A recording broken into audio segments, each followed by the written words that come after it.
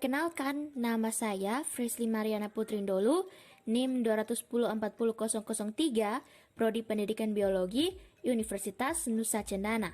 Hari ini saya akan membawakan materi mengenai pencemaran lingkungan dan dampaknya bagi ekosistem.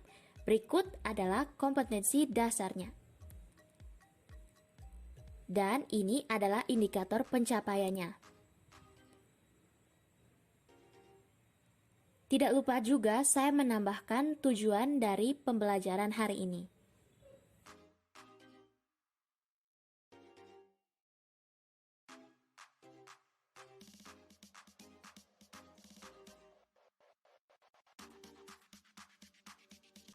Pencemaran lingkungan ini adalah keadaan di mana polutan atau zat pencemar mulai masuk ke dalam lingkungan serta menurunkan kualitas lingkungan dan mekanisme kerja lingkungan. Bentuk pencemaran dibagi menjadi 3, yaitu yang pertama adalah pencemaran air. Pencemaran air dipengaruhi oleh polutan alami seperti banjir, kayu, dan kotoran organik, dan polutan buatan seperti limbah kimia, organik, dan industri, sampah, serta logam berat.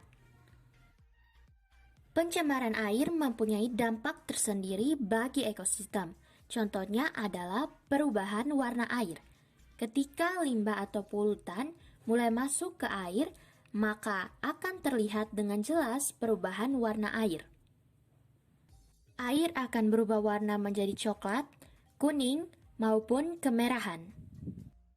Dampak yang kedua adalah kematian pada hewan karena air tempat hidupnya sudah tercemar. Jika air yang tercemar digunakan untuk mandi, maka salah satu dampaknya yaitu alergi pada kulit. Dampak yang keempat yaitu bau tidak sedap. Bau tidak sedap ditimbulkan dari air yang sudah tercemar. Bagaimana ya cara menanggulangi pencemaran air? Penanggulangan pencemaran air yang pertama adalah dengan pengelolaan limbah. Limbah hasil produksi atau sisa produksi harus diolah untuk menjadi zat yang tidak berbahaya sebelum dibuang. Yang kedua adalah buang sampah pada tempatnya. Jangan buang sampah ke sungai ya. Yang berikut setelah mencuci, jangan buang air bekas cucian sembarangan karena deterjen mengandung bahan kimia. Pencemaran tanah. Pencemaran tanah disebabkan oleh banjir, erupsi gunung berapi, kebakaran hutan, zat kimia, sampah, dan limbah.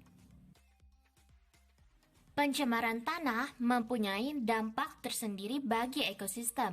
Di antaranya adalah sebagai berikut.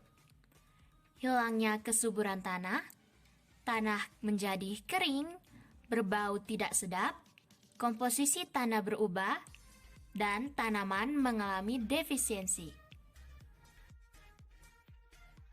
Pencemaran tanah dapat ditanggulangi dengan beberapa cara berikut, yaitu hindari pemakaian pestisida berlebih pada tanaman karena akan berdampak langsung pada tanah. Berikutnya adalah terapkan 3R. Nah, apa yang dimaksud dengan 3R? 3R itu adalah reuse. Reuse menerapkan konsep untuk menggunakan kembali barang yang tidak terpakai untuk dijadikan sesuatu. Yang kedua yaitu reduce. Reduce adalah tindakan mengurangi segala sesuatu yang mengakibatkan sampah plastik. Yang ketiga yaitu recycle. Recycle ini mendaur ulang sampah menjadi barang baru yang dapat dimanfaatkan. Cara penanggulangan yang ketiga yaitu menanam pohon dan menjaga ekosistem lingkungan. Kita masuk ke pencemaran yang ketiga yaitu pencemaran udara. Pencemaran ini disebabkan oleh erupsi gunung berapi, kebakaran hutan, asap kendaraan, asap pabrik, dan pembakaran sampah. Bisa dilihat pada video amatir hasil pengamatan warga yang tinggal di sekitar daerah pabrik. Asapnya sangat pekat dan berpotensi tinggi mengakibatkan pencemaran udara. Dampak pencemaran udara lainnya adalah radang tenggorokan. Selain radang tenggorokan, pencemaran udara juga berakibat pada kekurangannya oksigen atau O2 karena jumlah CO2 lebih banyak di atmosfer.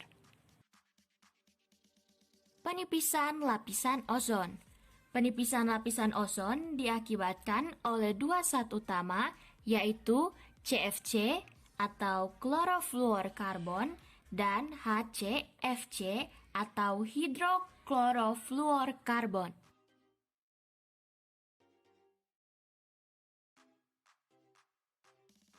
Penanggulangan pencemaran udara. Penanggulangan pencemaran udara dapat dilakukan dengan cara mengurangi pemakaian kendaraan pribadi, jangan membakar hutan sembarangan, mengurangi konsumsi rokok, dan menanam pohon. Dengan media pembelajaran ini, siswa diharapkan dapat membuat dan menyajikan data hasil evaluasi pencemaran lingkungan di sekitar tempat tinggal peserta didik.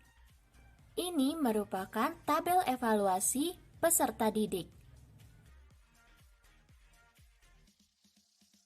Dan ini merupakan tabel evaluasi peserta didik setelah diisi.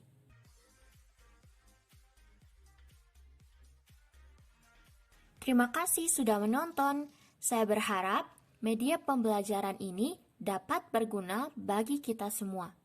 Terima kasih.